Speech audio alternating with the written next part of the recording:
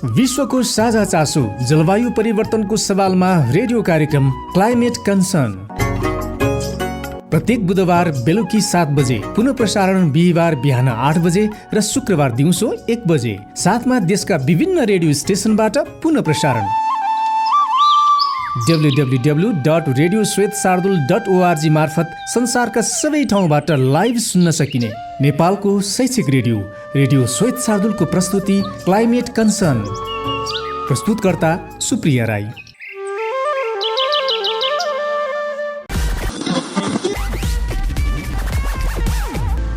नमस्कार। आज हामी क्लाइमेट कन्सर्नको 8औं श्रृङ्खला लिएर आएका छौं। आजको अङ्कमा हामी नेट जिरो इमिसन भनेको के हो, यो किन आवश्यक छ र यसले जलवायुमा कस्ता परिवर्तन ल्याउन सक्छ भनेर चर्चा गर्नेछौं। कार्यक्रम अवधिभर हामीलाई सुनेर साथ दिनुहोला।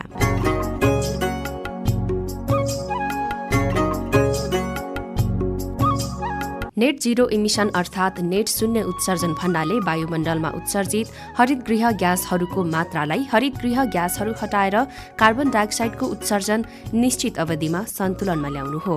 केही अवस्थामा उत्सर्जनले सबै हरितगृह ग्यासहरूको उत्सर्जनलाई जनाउँछ भने अरूमा यसले कार्बन डाइअक्साइडको उत्सर्जनलाई मात्र जनाउँदछ। नेट शून्य उत्सर्जन हासिल गर्ने प्राथमिक लक्ष्य भनेको पृथ्वीको जलवायु प्रणालीमा मानवीय प्रभावलाई कम गरेर जलवायु परिवर्तनलाई न्यूनीकरण गर्नु हो। युनाइटेड नेसन्स क्लाइमेट एक्सनका अनुसार नेट शून्य भनेको हरितगृह ग्यास उत्सर्जनलाई सकेसम्म शून्यको नजिकमा घटाउनु हो। उदाहरणका लागि वायुमण्डलबाट महासागर र वनहरूले पुनः अवशोषित गर्ने कुनै पनि बाँकी उत्सर्जनहरू हुन्। त्यस्तै नेट शून्य उत्सर्जन भनेको जलवायु परिवर्तन न्यूनीकरणसँग सम्बन्धित यस्तो अवधारणा हो जसको उद्देश्य वायुमण्डलमा उत्सर्जन हुने हरितगृह ग्यासहरूको मात्रालाई बराबर मात्रामा हटाउनु हो। यसको लक्ष्य जलवायुमा मानव गतिविधिहरू समग्र प्रभावलाई प्रभावकारी रूपमा तटस्थ पार्ने अवस्था हासिल गर्नु हो, जसो हुनाले विश्वव्यापी रूपमा तापमानको अवस्था स्थिरतातर्फ जाँदछ।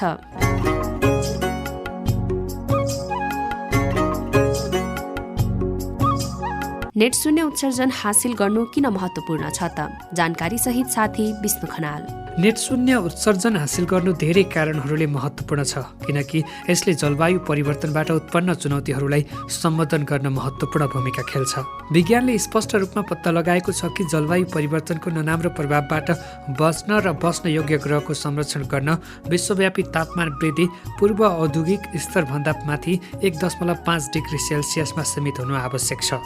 हाल पृथ्वीको तापक्रम सन् 1800 भन्दा यता झन्डै 1.1 डिग्री सेल्सियसले बढेको छ र उत्सर्जन बढ्न जारी छ। ग्लोबल वार्मिङलाई 1.5 डिग्री सेल्सियस भन्दा बढी राख्नको लागि पेरिस सम्झौतामा भनिएको छ उत्सर्जन सन् 2030 सम्म 45% घटाउनु पर्छ र सन् 2050 सम्म शुद्ध शून्यमा पुग्नु पर्छ। संसारमा मानव जातिले सामना गरिरहेको सबैभन्दा ठूलो चुनौतीहरूमध्ये एक हो नेट शून्य उत्सर्जनमा रूपान्तरण गर्नु। यसले हामीले कसरी उत्पादन गर्ने, उपभोग गर्ने र हिँड्ने तरिकाको पुनः रूपान्तरण भन्दा कमको भूमिका खेल्दैन। ऊर्जा क्षेत्र आज लगभग 3/4 हरितगृह ग्यास उत्सर्जनको स्रोत हो र जलवायु परिवर्तनको प्रभावलाई रोक्नको लागि यो महत्त्वपूर्ण क्षेत्र हो। प्रदूषित कोइला, ग्यास र तेलबाट चल्ने ऊर्जालाई नवीकरणीय स्रोतहरू जस्तै हावा वा सौर्य ऊर्जाको साथ प्रतिस्थापन गर्नाले कार्बन उत्सर्जनलाई अतुलनीय रूपमा घटाउनेछ।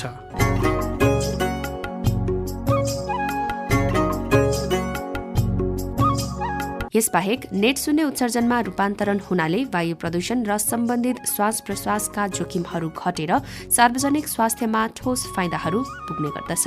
स्वच्छ ऊर्जा स्रोतहरू र दिगो अभ्यासहरूतर्फको कदमले आर्थिक अवसरहरूलाई पनि समर्थन गर्दछ। प्रविधिको विकास क्रमसँगै दिगो विकासलाई पनि यसले बढावा दिन्छ। यो आर्थिक रूपान्तरणले रोजगारी सृजना गर्न, प्राविधिक विकास गर्न र वातावरणीय एवं सामाजिक चुनौतीहरूलाई सम्बोधन गर्न पनि मद्दत गर्दछ। नेट शून्य उत्सर्जन राष्ट्रिय मात्र होइन, विश्वव्यापी अनिवार्यता पनि हो। यसमा अन्तर्राष्ट्रिय सहयोग आवश्यक पर्दछ। धेरै देशहरूले पेरिस सम्झौता जस्ता बृहत सम्झौताहरूको भागको रूपमा नेट शून्य लक्ष्यहरू पूरा गर्न प्रतिबद्ध छन्। जलवायु परिवर्तनलाई साझा विश्वव्यापी चुनौतीको रूपमा सम्बोधन गर्नका लागि यो सहयोगात्मक प्रयास महत्त्वपूर्ण छ। साथै नेट शून्य उत्सर्जन हासिल गर्नाले भावी पुस्ताहरूप्रति हाम्रो कर्तव्यको बोध गराउँछ। हामी पछिका पुस्ताहरूका लागि दिगो र बस्न योग्य पृथ्वीको सुनिश्चित गर्ने निर्णयहरू समावेश गर्न सक्दछौँ।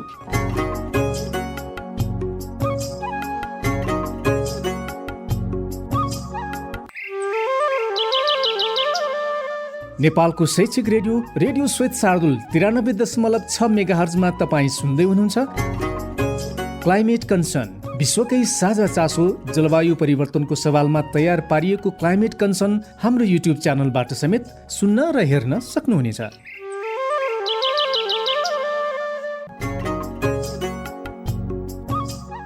नेट शून्य उत्सर्जन हासिल गर्न नेपालले कस्तो लक्ष्य लिएको छ? जानकारी सहित फेरि विष्णु खनाल।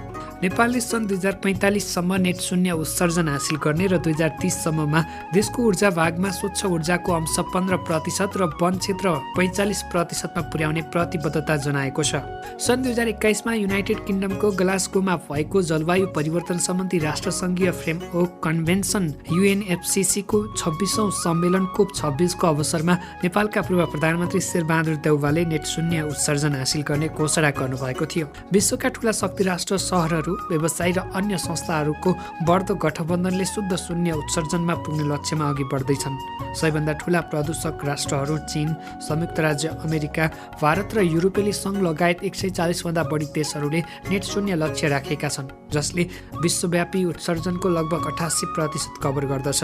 विश्वमा 9000 भन्दा बढी कम्पनीहरू, 1000 भन्दा बढी सहरहरू, 1000 भन्दा बढी शैक्षिक संस्थाहरू र 600 भन्दा बढी वित्तीय संस्थाहरू सन् 2030 सम्ममा विश्वव्यापी उत्सर्जनलाई आधा गर्न तत्काल कदम चाल्ने बाचा गर्दै नेट शून्यको दौडमा सामेल भएका छन्। यस्तै लागतको हिसाबले नेपालमा नेट शून्य उत्सर्जनको लक्ष्य कार्यान्वयन गर्न ठूलो चुनौती छ। कार्यान्वयन अवधिभर हरित ग्यास घटाउने र शुद्ध कटौती जस्ता महत्त्वाकांक्षी लक्ष्यहरू हासिल गर्न ठूलो मात्रामा लगानी आवश्यक छ। मागपक्षीय लगानी, रूपान्तरण लगानी र गैर ऊर्जा लगानी हरित हाइड्रोजन उत्पादन लागतमा समावेश छन्। विज्ञहरूको भनाइलाई जोड दिने हो भने यसका लागि लाग्ने लागत सन् 2000 को स्थिर डलर मूल्यको आधारमा अनुमान गरिएको छ। यसै अनुरूप 2021 देखि 2030 सम्म 4 अर्ब 20 करोड अमेरिकी डलर, 2031 देखि 2040 सम्म 7 अर्ब अमेरिकी डलर र 17 अर्ब 50 करोड अमेरिकी डलर अनुमान गरिएको छ।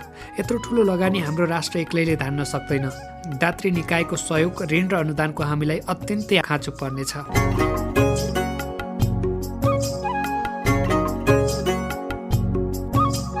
सरकारले हालसम्म गरेका प्रतिबद्धताहरू आवश्यकता भन्दा धेरै कम छन्। पेरिस सम्झौताका 195 पक्ष राष्ट्रहरूका लागि हालका राष्ट्रिय जलवायु योजनाहरूले सन् 2010 को स्तरको तुलनामा सन् 2030 सम्ममा विश्वव्यापी हरित गृह ग्यास उत्सर्जनमा लगभग 9% को ठूलो वृद्धि हुनेछ।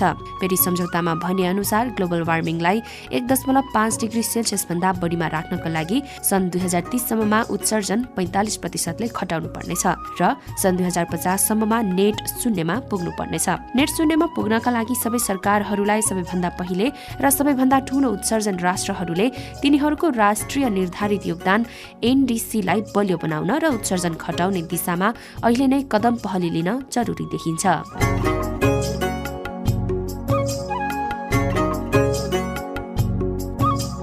हामी कार्यक्रमको अन्त्यतिर छौं र जाँदा जाँदै भन्नै पर्ने केही कुराहरू। नेट शून्य उत्सर्जनले जलवायु स्थायित्व, वातावरणीय संरक्षण, जनस्वास्थ्य सुधार, दिगो आर्थिक विकास, विश्वव्यापी सहयोग, नैतिक विचारहरू र विनाशकारी जलवायु प्रभावहरूबाट बच्न बहुपक्षीय रणनीतिलाई प्रतिनिधित्व गर्दछ। यो एक सकारात्मक दृष्टिकोण हो जसले पृथ्वी र यसका बासिन्दाहरूको लागि लचिलो र दिगो भविष्य सिर्जना गर्न लक्ष्य राख्छ। क्लाइमेट कन्सर्नको 8औं प्रस्तुति आजलाई यति नै। विश्वकै साझा चासो जलवायु परिवर्तनको सवालमा आफ्ना विचार, सुझाव र प्रतिक्रिया दिएर हामीलाई सहयोग गर्नुहोला। नमस्कार। क्लाइमेट कन्सर्न प्रत्येक बुधबार बेलुकी 7 बजे, पुनः प्रसारण बिहिबार बिहान 8 बजे र शुक्रबार दिउँसो 1 बजे, साथमा देशका विभिन्न रेडियो स्टेशनबाट पुनः प्रसारण। यस कार्यक्रमलाई आफ्नो अनुकूलतामा रेडियो श्वेत शार्दुलको युट्युब च्यानलबाट हेर्नुहोला। क्लाइमेट कन्सर्न कार्यक्रम निर्देशक अमरध्वज लामा, प्रविधि संयोजन विष्णु खनाल, कार्यक्रम संयोजन, लेखन तथा प्रस्तुति सुप्रिया राई।